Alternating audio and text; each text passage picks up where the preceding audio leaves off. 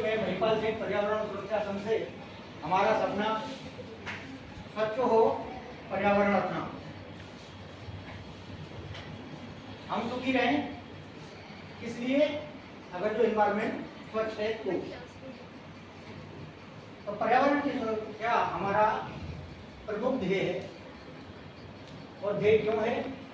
इसलिए कि अगर जो पर्यावरण स्वच्छ रहेगा, स्वस्थ रहेगा, तो हम स्वस्थ रहेंगे, हमारे बच्चे स्वस्थ रहेंगे, हमारा परिवार स्वस्थ रहेगा।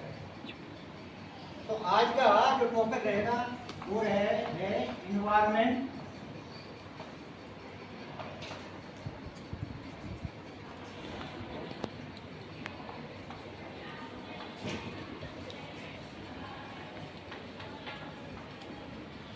सेफ्टी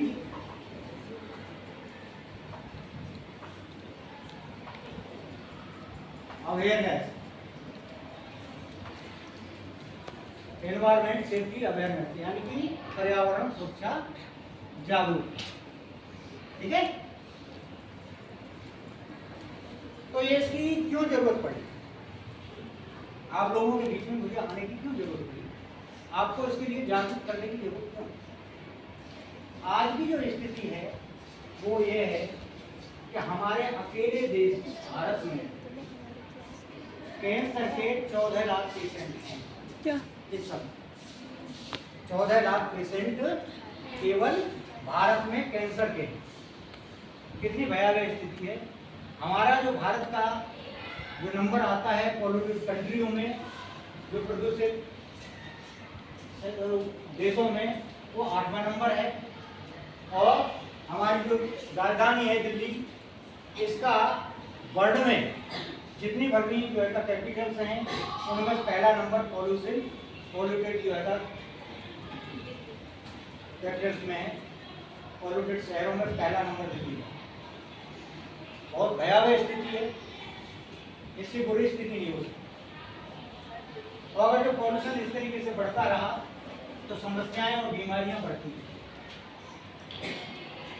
और इसको सबसे बड़ा और अच्छा साधन है, इसको अगर जो पॉल्यूशन को कंट्रोल करना है, कम करना है, तो उसका सबसे अच्छा साधन है कि हम जागरूक हों।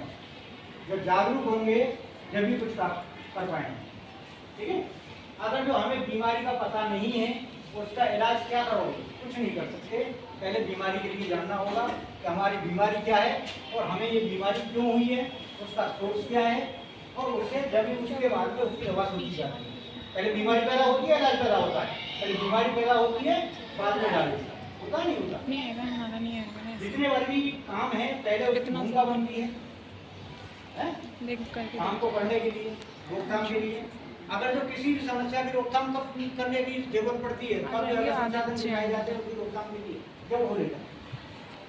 अगर जो नहीं होगा तो उससे पहले कोई नहीं सोचता, जिसके बारे में जिसका पता ही नहीं क्या सोचना।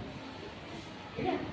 तो अब इसके बारे में पर्यावरण के सबसे पहले तो पर्यावरण के बारे में जानते हो तो पर्यावरण है क्या? नहीं बताया किसी ने आज तक। पर्यावरण हम और हमारे आसपास जो कुछ भी है, चाहे वो सजीव है या निर्जीव है, हम और हमारे आसपास जो भी वस्तुएं हैं और हम हैं, मिला के क्या बनता है? पर्यावरण। यह है हिंदी में, और इंग्लिश में इसकी परिभाषा है all things biometric and non biometric surrounding us include us called environment.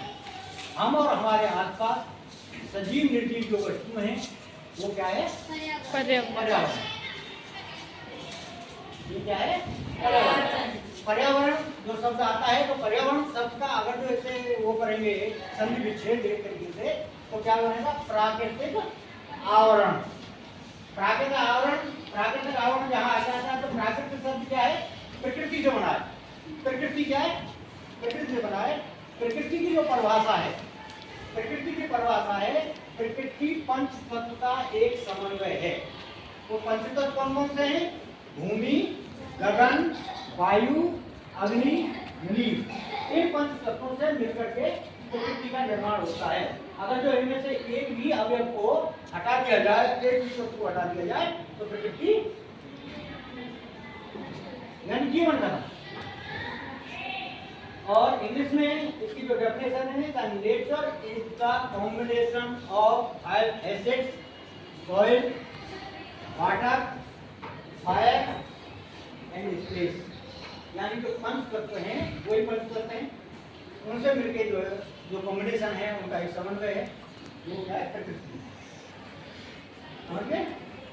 अब पंच तत्व जो क्या है, तत्व तो हमारे पूर्वजों ने वैसे ही जो है भगवान शब्द नहीं कह दिया। जो भगवान शब्द था ना, भगवान, भगवान क्या है? भगवान वही पंच तत्व हैं। कौन कौन से? भा, भा से क्या है? भूमि, भूमि का,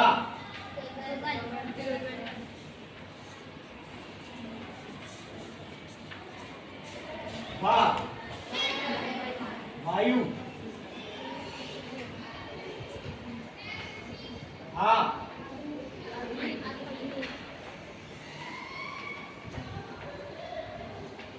अंधा,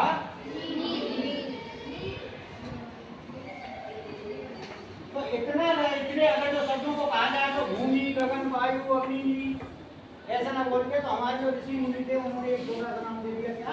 भगवान। भगवान। तो प्रकृति क्या है? भगवान। देख लिया? Yes sir. है नहीं?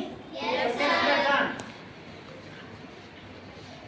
बाकी तो जितने वर्गीय हैं, महादेव है, अल्लाह है, जो है ना मतलब कोई ईसा मसीह है या जीसस है, वो क्या आर्ट्स है, इसके अंश मात्र है। साक्षात जो पूर्ण ईश्वर है वो क्या है? प्रकृति है। भगवान की दूसरी डेफिनेशन क्या है, परिभाषा? भगवान है कौन? जो सब कुछ देता है। ईश्वर कौन है? जो सर्वदाता है, जो पैदा भी करता है, पालनहार भी है और संहार भी करता है। यही है ना? वो भगवान ही होता है ना? यही तो होता है भगवान को। भगवान क्या है? जो पैदा भी करता है, पालन पोषण भी करता है, उसके बाद में संहार भी करता है। यही तो भगवान की है नहीं? Yes sir. अच्छा, अब हमारी जो उत्पत्ति होती है इन्हीं पंच तत्वों से मिलकर बनी है। यही पंच तत्व है हमारी जो उत्पत्ति है, इन्हीं पंच तत्वों से। इनमें से एक भी खत्म हो जाए तो हम खत्म। तो उत्पत्ति कहाँ से हुई? प्रकृति से हुई। अब खाने के लिए अन्न कहाँ से मिलता है? पीने के लिए पानी कहाँ से मिलता है? पहनने के लिए कपड़ा कहाँ से मिलता है? प्रकृति से। ये जितनी टेबल कुर्सी जो है बनी है किस सामान से बनी है? वो कहाँ से मिला? प्रकृति से। ये जो बिल्डिंग बनी हुई है वो सामान कहाँ से मिला? प्रकृति से। सांस लेने के लिए हवा कहाँ से आती है? जब सब कुछ प्रकृति से मिल जाए तो पालन पोषण कौन कर रहा है? हमारा प्रकृति। प्रकृति कर रही है ना? और फिर अगर जो बिल्डिंग मिल जाए तो कहाँ जाएगी? प्रकृति मिल जाएगी। जमीन मिल जाएगी। पानी बह जाएगा तो कहाँ जाएगा? प्रकृति में जाएगा या हवा में उड़ जाएगा? होगा या नहीं होगा? सांस भी सांस लेते हैं, वो हवा है, सांस लेते हैं और सांस लेने के बाद में बाहर निकालते हैं, छोड़ते हैं, कहाँ जाती है? प्रकृति में विलीन हो जाती है। हम भी खत्म होंगे तो कहाँ जाएंगे? प्रकृति में विलीन हो जाएंगे, कुछ बाकी नहीं बचेगा। यह संहार करने वाला कौन? प्रकृति। पालन करने वाला कौन? प्रकृति। उत्पत्ति करने वाला कौन? प्रकृति। तो ईश्वर कौन? प्रकृति। आया समझ में? Yes sir. बिना भगवान? Yes sir. तो पहले सबसे पहला तो पाठ ये प्रकृति से करें। इसके जो नियम हैं उसी के हिसाब से काम करो। उसके विरुद्ध कोई काम नहीं करने का। विरुद्ध काम कौन से हैं? जिससे इसे हानि हो। इसमें पॉल्यूशन पहले, जहर पहले, वो ऐसे काम नहीं करने। प्रकृति का पूजा किस काम में है वो काम करिए जिससे प्रकृति को हानि ना हो। बाकी तो पढ़ते हैं, जमीन में जाती है, जमीन में कभी बनाती है। आपका खाना भी होगा, भूजा भूजा फेंक देते हो जमीन में, भूजा पानी से नहाते जो पानी आता है वो कहाँ जाता है? 2 मिनट से ऐसे पकड़ मुझसे दिया मैंने मेरे ऊपर फेंक दिया, कभी बनाती है ऐसा करती है वो इसके नियम के हिसाब से। लेकिन अगर तो तुम इसमें प्लास्टिक फेंकोगे तो प्रकृति को बुरा लगेगा, क्योंकि उससे नुकसान होगा। इसमें जहरीली गैसें जोड़ोगे तो प्रकृति को बुरा लगेगा, नुकसान होगा। एल्युमिनियम फॉइल इसमें फेंक दोगे नुकसान होगा, बुरा लगेगा। पानी को वैसे ही बहाओगे बुरा लगेगा। तो प्रकृति के नियम के विरुद्ध है नहीं? तो प्रकृति के नियम के विरुद्ध कोई काम नहीं करने का, जिससे प्रकृति को नुकसान हो। पेड़ कटते भी हैं, पैदा भी होते हैं, लेकिन निरंतर अगर पेड़ों को काटा जाए तो प्रकृति को हानि होती है। Yes sir. वो प्रकृति का विरुद्ध है। पेड़ लगाना प्रकृति के लिए है, लेकिन अगर जरूरत पड़ने पे अगर तो काटना नहीं है तो सही है, उसको बदले पेड़ है नहीं। अब क्या पर्यावरण समझ में आया? Yes sir. प्रकृति जैसे डेफिनेशन समझ में आई? Yes sir. पॉल्यूशन, प्रदूषण। प्रदूषण क्या है? जो हम और हमारे लिए हानिकारक है, जो हम और हमारे लिए हानिकारक है, पर्यावरण के लिए हानिकारक है, वो क्या है?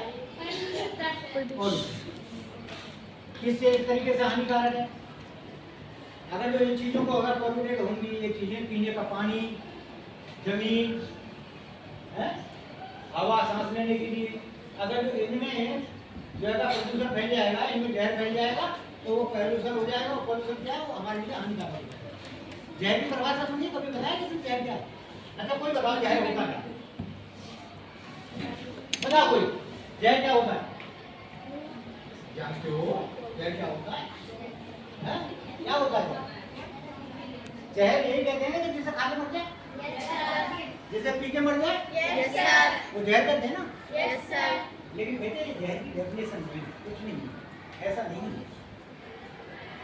हर चीज वो जहर है अगर तो किसी काम की अति कर दी, जिसकी अति कर दो, एक सीमा में हर जहर, जैसे जहर कहते हो, वो अगर एक सीमा, एक लिमिट है उसकी, उसमें वो दवा का काम है। लेकिन जब वो सीमा को क्रॉस कर जाता है तो क्या होता है? जहर। आपका नमक खाते हो? और नमक की मात्रा जितनी है अगर जो उससे अति कर दो तो जहर बन जाएगा, आपकी मृत्यु है। खाना है कितना भी बढ़िया हो, चाहे रसमलाई खाओ, लेकिन एक सीमा से बाहर जाके खाओ तो पेट खराब हो जाएगा नहीं? हो जाता है, पट्टी में होता नहीं होता। अगर जो किसी का अंधा विश्वास करते हो कि ये आदमी धोखा नहीं देगा, अगर जो अंधा विश्वास करोगे तो क्या होगा? वो धोखा दे जाएगा, उसके मुकाबले में रह जाओगे, काम खत्म। अंधविश्वास में जो है, अंधा विश्वास कहते हैं ओवर कॉन्फिडेंस, जहर का काम करता है। किसी से इतना प्रेम करोगे, उसकी अति कर दो तो वो जहर हो जाएगा, आपका जीवन जा सकता है। अति से ज्यादा घृणा कर दो तब भी जहर बन जाता है, लेकिन घृणा एक सीमा में रखोगे तो दवाई है। घृणा अगर जो ज्यादा बढ़ गई तो जहर बन जाएगी। प्रेम एक सीमा में है तो आपके लिए जो है आपके जीवन को सुरक्षित रखेगा, आपके जीवन को जो है कम कर रखेगा। अगर वो उसकी अति हो गई तो क्या जहर में गड़बड़ हो जाएगा, आपको बहुत ही जान ही जाओ, आपका जीवन बर्बाद हो सकता है। तो जब तक कोई भी चीज लिमिट में है, जब तक वो क्या है? दवाई है, आपका भोजन है, आपकी खुराक है। और जैसे ही उससे आगे जाएगा, सीमा से क्रॉस कर जाएगा, तो वो आपके लिए जहर हो जाएगा। ठीक है? जहर की परिभाषा overdose of everything called poison. Overdose of everything called poison. इसमें इंग्लिश में, हिंदी में किसी भी चीज की अति जहर हो। समझिए? ये जहर की परिभाषा पॉल्यूशन और जहर एक बात। ठीक है? थोड़ा थोड़ा करके अगर तो हवा में ये जो पॉल्यूटेड चीजें, इसमें क्या है, अगर जलते रहेंगे तो बीमारियां बढ़ती रहेंगी, तो बीमारियां बढ़ेंगी तो क्या होगा? जहर कोई है नहीं। अब यह है कि पॉल्यूशन कितने तरह का होता है? पॉल्यूशन 5 तरह का होता है। पहला पॉल्यूशन एयर पॉल्यूशन, दूसरा वाटर पॉल्यूशन, तीसरा सॉइल पॉल्यूशन, भूमि प्रदूषण, चौथा नॉइज पॉल्यूशन जिसे ध्वनि प्रदूषण कहते हैं, पांचवा रेडियो रेडिएशन जो निकलते हैं। ये है 5 तरह के पॉल्यूशन और 5 ही इनके सोर्स हैं। 5 सोर्स कौन कौन से हैं? पहला सोर्स नेचर यानी प्रकृति। प्रकृति खुद भी पॉल्यूशन फैलाती है। कैसे? आंधी आना, भूकंप आना, ज्वालामुखी बढ़ना, बाढ़ आ जाना, कहाँ से होता है? प्रकृति से होता है, किसी दूसरे ने तो नहीं किया। तो प्रकृति अपने आप को बैलेंस करने के लिए ये चीजों को क्रिएट होती है, अपने आप को बैलेंस करती है वो, तो बैलेंस करने के लिए ये एक्टिविटी होती है। दूसरा है इंडस्ट्री। इंडस्ट्री का मतलब समझते हो? इंडस्ट्री का मतलब समझते नहीं समझते? औद्योगिक इकाइयां, उद्योग, कारखाने, कल कारखाने जिन्हें कहते हैं। तीसरा ट्रांसपोर्टेशन, यातायात के साधन। चौथा एग्रीकल्चर, कृषि। पांचवा सीवेज। सीवेज में आता है हमारा घर, ऑफिस, दुकान, ये सब सीवेज के अंदर आते हैं। और जितना ये चार जो है सोर्स ऑफ पॉल्यूशन करते हैं, कौन सा? नेचर, एग्रीकल्चर, ट्रांसपोर्टेशन और इंडस्ट्री। जितना ये चार पॉल्यूशन मिलके जो है चार सोर्स ऑफ पॉल्यूशन होता है, उतना अकेला पॉल्यूशन किससे होता है? सीवेज से। सीवेज से अकेले से इतना पॉल्यूशन होता है। तो जो इंडस्ट्री है इसके देखो, ईश्वर के लिए कोई नियम है, नेचर के लिए कोई नियम है, कोई नियम बना ही नहीं सकता। लेकिन गवर्नमेंट ने इंडस्ट्रीज के लिए पॉल्यूशन रोकने के लिए नियम बनाए हैं कि आपको ध्वनि प्रदूषण नहीं होने देना, उसके लिए आपको इस तरीके से साइलेंसर लगाने हैं, इससे ज्यादा जो है आवाज नहीं होनी चाहिए, आसपास के लोग डिस्टर्ब नहीं होने चाहिए। बनाया नहीं बनाया? ट्रांसपोर्टेशन के लिए नियम बनाए हैं, आपको आपका पॉल्यूशन चेक करवाना है, गाड़ी की सर्विस टाइम पर करानी है, लाइफ इंश्योरेंस होना चाहिए, नो एंट्री में नहीं जाना है, सारे नियम हैं। गाड़ी ज्यादा आवाज कर रही है, क्यों कर रही है? उसका भी लाइसेंस अगर जो फेल हो जाती है तो फिर उसके बाद में 15 साल के बाद में गाड़ी नहीं चलेगी। दिल्ली और आसपास के क्षेत्र में 10 साल का नियम बना दिया। नहीं बना दिया, इसका ज्यादा नहीं कर सकते। तो ट्रांसपोर्टेशन के लिए भी नियम है, रूल है, गवर्नमेंट ने बनाए। एग्रीकल्चर के लिए भी नियम बनाए, भाई पराली नहीं जलाओ, ये बनाया नहीं बनाया कि पराली नहीं जलाना है, जलाओगे तो आप पर पेनल्टी लगेगी। लेकिन जो सीवेज है उसके लिए कोई नियम नहीं, और अगर जो बना भी दिया नियम तो क्या होगा? सरकार गिर जाएगी। जिस दिन नियम बनाया सरकार के लिए, सरकार ने सीवेज के लिए, उसी दिन सरकार खत्म, विरोध हो जाएगा। और सीवेज से सबसे ज्यादा प्रदूषण होता है। अब ये एयर पॉल्यूशन से कौन कौन सी बीमारियां होंगी? एयर पॉल्यूशन अगर जो होता है तो कौन कौन सी बीमारियां होंगी एयर पॉल्यूशन से?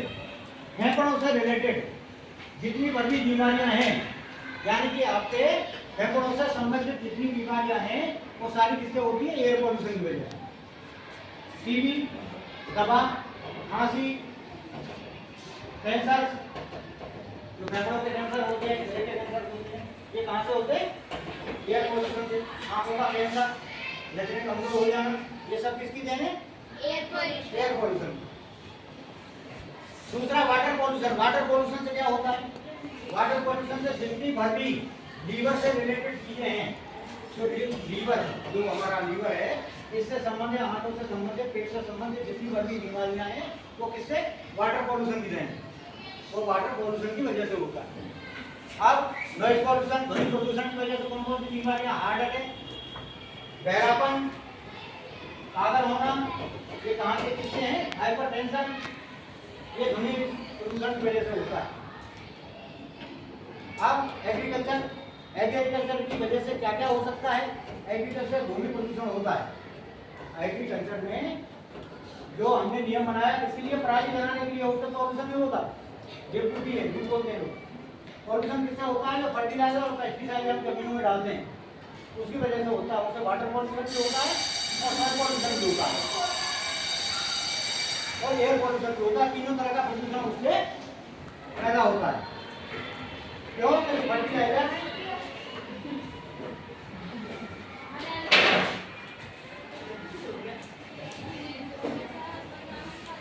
जो फर्टिलाइजर और पेस्टिसाइड यूज करते हो इनमें जो अनरेक्टेड रह जाता है, जो कंट्रोल रह जाता है, जो यूज में नहीं आया, उसको ग्रीन हाउस गैसें निकलती हैं, वो क्या करती हैं?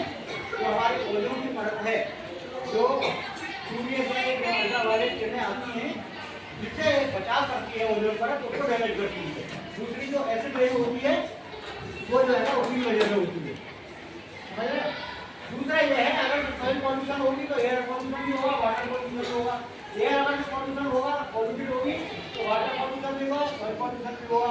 और अगर जो वाटर पॉल्यूटेड होगा तो एयर पॉल्यूशन भी होगा और सॉइल भी पॉल्यूशन होगा। ये तीनों पॉल्यूशन एक दूसरे से कनेक्टेड हैं और जब एक दूसरे से कनेक्टेड है तो जितनी बड़ी बीमारियां वो एक दूसरे से कनेक्टेड हो जाती हैं। समझ रहे मेरी बात? कौन सी चीज कितनी हानिकारक हो जाती है? अगर जो आप एयर पोल्यूशन कर रहे हो तो उसकी वजह से भी सारे पोल्यूशन में बच जाओगे, एक दिन बच जाएगी और वो आपको बहुत नुकसान देने वाली है। ये हो गया तो पोल्यूशन समझ में आया, वो समझ में आया कौन से हैं।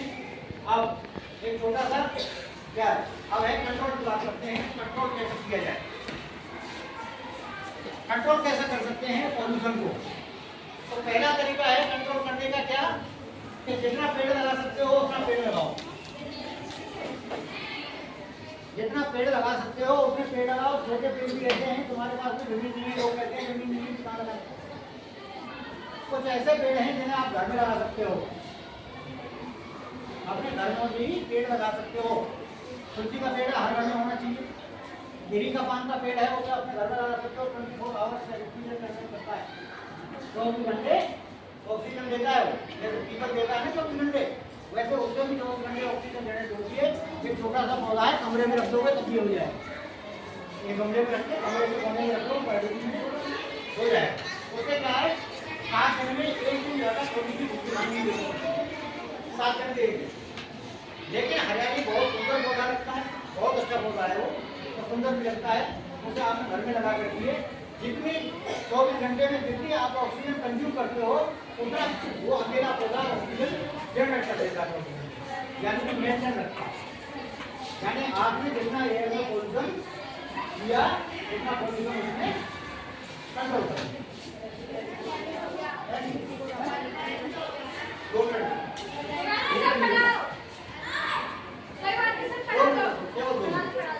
गेट बंद नहीं होगा।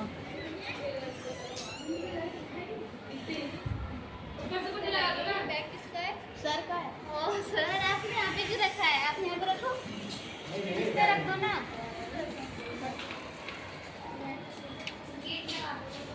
ये तो पेड़ों को लगा सकते हो, अपने घर में भी लगा सकते हो। जमीन नहीं है, मैं मानता हूँ जमीन पर जगह नहीं है, लेकिन छोटे छोटे पेड़ देखो जिसमें जितना आता है उसके हिसाब से वो इन्वायरमेंट के लिए काम करता है, उसमें ऑक्सीजन जनरेट करता है। तो छोटे छोटे पौधे लगाइए, नहीं लगेगा, नहीं लगेगा। हरियाली जो बढ़नी चाहिए, घर की छत को, बालकनी को, इसको लगा सकते हो, नहीं लगेगा तो उससे प्रदूषण कम होगा। दूसरा, बचा हुआ खाना नहीं होना चाहिए कभी भी। खाने से तो खाना बच जाता है, उससे अगर फेंकते हो तो जब वो सड़ता है तो इतना प्रदूषण करता है तो उससे ज्यादा प्रदूषण होगी।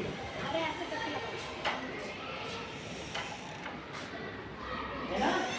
एक दिन ज्यादा सब्जी रह जाए और उससे फफूंद लगती हो, बदबू उठती है, पूरे घर पर उड़ जाती है। होती नहीं होती? होती नहीं होती? बताओ कभी हुआ है क्या? गाँव चले गए और कटोरी में सब्जी रह गई भूल से, कहीं बाहर चले गए रिश्तेदारी में किसी फंक्शन में, घर में कोई नहीं था और लड़का वो रखी कटोरी में सब्जी रह गई भूल से। तो जब आए तो लड़का देखा क्या तो पूरे बदबू गए, पूरे किचन में बदबू है। क्यों हुई? तो कटोरी सब्जी रह गई। उसमें इतनी बुरी बदबू आती है जितने टॉयलेट से नहीं आती। समझ रहे? तो खाने को कभी भी फेंकना नहीं। फेंकना क्या है? सबसे पहले तो यह है कि उतना ही करना चाहिए। घर में मम्मी से कहो कि खाना मम्मी उतना बनाए जितना हम खा लें। और फायदा भाई मेरी तरह कोई पापा बनाता है तो वो वाला कैसे है? बात नहीं, पापा बनाते हैं ना। यस हाँ, अगर जब पापा बनाते हैं उनसे कहो पापा उतना ही बनाओ जितना कि हम खा लें, बचना नहीं चाहिए। ठीक है? तो इस तरीके से दूसरा, पानी को बचाने की कोशिश करो। हम जितने लोग हैं 1-1 लीटर पानी बचा सकते हैं ना सब आप बड़े आराम से। 1 लीटर पानी हम कम कर दें तो कोई नुकसान होगा? पीने के लिए कम नहीं करना, पीना उतना ही। नहाने में अगर जो है एक बार भी नहा ले और उसमें से 1 मग्गा कम भी रह जाए तो काम चलेगा ना?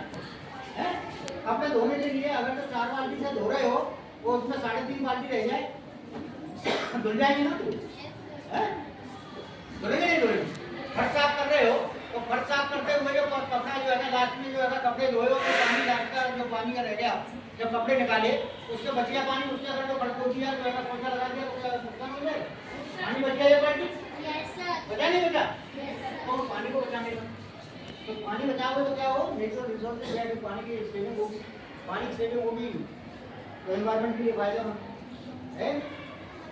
कोई भी प्लास्टिक की चीज जमीन में नहीं फेंकना, तो हर चीज जो है रिसाइकिल हो जाती नहीं हो जाती। एल्यूमिनियम फॉइल अगर जो लाते हो, अगर लाते हो कौन सा लाते हो, किसमें लाते हो? लंच बॉक्स में क्या होता है? रोटी सब्जी तो होती है, रोटी सब्जी का अखबार में लपेटी नहीं है, जो आता है उसमें एल्यूमिनियम फॉइल में, एल्यूमिनियम फॉइल में।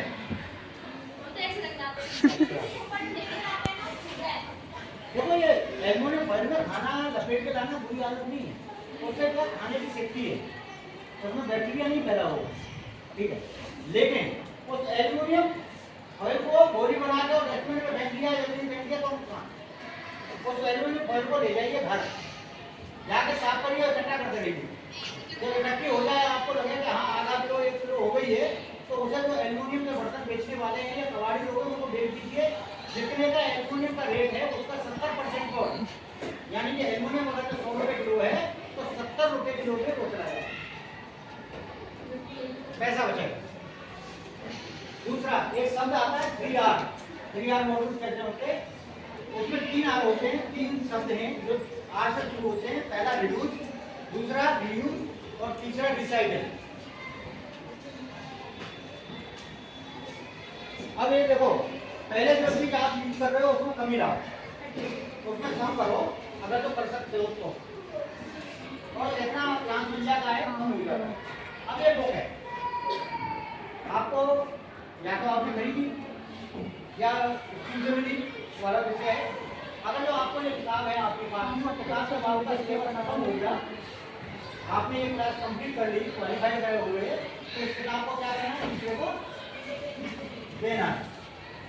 अगर तो अपने पैसे से खरीद के लाए हो तो बेचो, अगर तो दान करने चलना रहता है तो अलग बात है, और नहीं तो ये बिक जाएगी, तो इससे 2 पैसे आएंगे, तो क्या हुआ, फाइनेंशियल बेनिफिट हुआ, और ये क्या हुआ, रिड्यूस हो गई, ये रिड्यूस हो गई।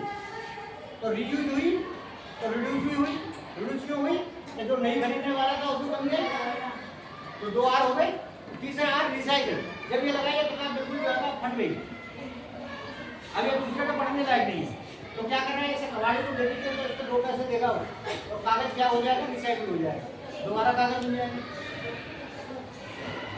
तो इससे क्या है, एनवायरनमेंट के लिए पेड़ कटने से बचेंगे, तो एनवायरनमेंट के लिए फायदा हुआ, आपके देश के लिए फायदा हुआ, ऐसा मिला।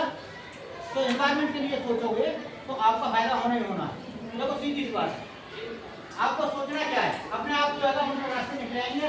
कोई भी चीज व्यर्थ नहीं होती है दुनिया में, दुनिया में कोई भी वेस्ट नहीं है, दुनिया में कोई चीज बेकार नहीं है। बेकार हुआ है जिसका हम प्रयोग नहीं जानते, उसे क्या कहते हैं, बेस्ट है, बेकार हो गई। अब ये चश्मा है, अगर जो मैं ये सोचूं कि ये चश्मा टूट गया, टूटने के बाद में मुझे सोचना क्या है, सिर्फ ये सोचना है कि इसका क्या फायदा उठा सकता हूँ। भाई टूट तो गया है, अब देखने लायक तो रहा नहीं, तो इसका क्या फायदा उठा लूँ, ये सोचना है।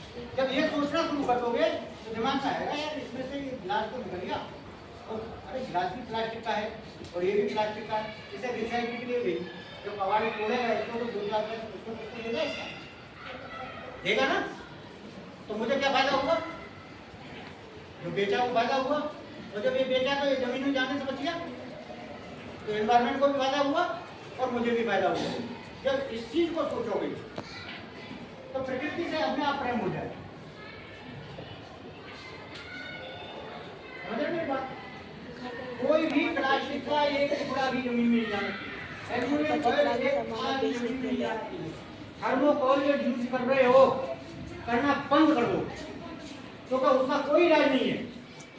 और अगर तो कहीं दावत में कहीं लंगर लग रहा है और थर्मोकोल के जो है पत्थरों में खिला रहे हैं मत दो। अगर जो स्टील से जा रहा है आपके पास में देखने भैया इसी चीज कर दे मुझे नहीं चाहिए तेरा थर्मोकोल अपने पास रखिए। और घंटे जाने की जरूरत नहीं। अगर जो कोई सामान लेके आना मम्मी ने कहा था सब्जी लेके आना उधर से आ रहे हो 10 मिनट लंच बंद होने में, तो आपने बैग में ये जो है मतलब एक छोटा सा 10 से भी कम। छोटा सा बैग जो भी सामान में देने के लिए मम्मी गए तो पॉलिथीन ले जाओ उसमें लेके जाओ। पॉलिथीन जहर है, मैं अपने घर के आदमी को लेके गया देखो नहीं लाता थोड़ी देर में इसी पे ये छोटा सा दे देगा क्या? नहीं देगा ना। वो तो कुछ होगा तो उसकी पॉलिथीन बच रही है, उसका फायदा हो गया ना, तो क्यों देगा? नहीं देगा। तो आप तो पॉलिथीन लेकर अपने आप जहर लेके जा रहे हो अपने घर, नहीं लेके जाना। एल्यूमिनियम फाइबर का कुछ नहीं फेंकना। लोहे का एक इतना बड़ा टुकड़ा नहीं, लोहा पूरा डिसाइड हो जाता है, एक कील भी निकल जाती है, संभाल के रखो, हवाड़ी में चला जाएगा। ठीक है। पंखा, अगर तो कमरे में कोई नहीं है पंखे को बंद कर दो। स्कूल वाले पंखा सारे लोग निकल गए तो बंद कर दिया। पानी को डर से नहीं मारना। ठीक है। जितने बल्कि बटन टूट जाते हैं तब ये छोटे बटन है इनको भी होता है में नहीं डालना, इकट्ठा करो, जब इकट्ठे हो जाएंगे तो बेच दो। एक आदमी अपने जीवन में आंकड़े बताते हैं अपनी लाइफ में 10 से 15 किलो काटते पेन और बटन के जरिए फेंक देते 10 से 15 किलो काट। ये दो चीज बताइए, बाकी क्या अलग है। ये जो वो लगाते हैं हेयर बैंड है, इसे भी कभी रिसाइकलिंग नहीं बेचते। चूड़ियाँ जो होती हैं वैसी प्लास्टिक वाली बैठे खड़े हुए हैं, इनको भी रिसाइकिल के लिए नहीं बेचते हैं। ग्लास की चीजें हैं कभी रिसाइकिल के लिए नहीं बेचते, इनको सब रिसाइकिल हमने वाली चीजें रिसाइकिल के लिए बेचते। जमीन में जाने में कोई भूल।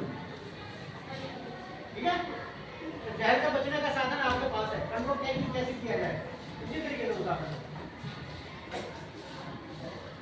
आया समझ में? एक छोटी सी कविता सुनाता हूँ। दुनिया में असंभव कुछ भी नहीं, बस अपनी सोच बदल डालो। दुनिया में असंभव कुछ भी नहीं, बस अपनी सोच बदल डालो। अज्ञान नहीं विद्वान हो तुम, कमजोर नहीं बलवान हो तुम, हर कार्य करने में समर्थ हो तुम, बस अपनी सोच बदल डालो। जगमगाएं कभी तुम्हारे कदम, जगमगाएं कभी तुम्हारे कदम, मंजिल पे हमेशा ध्यान रहे। झुके न सर से शीश कभी खुद पे इतना अभिमान रहे।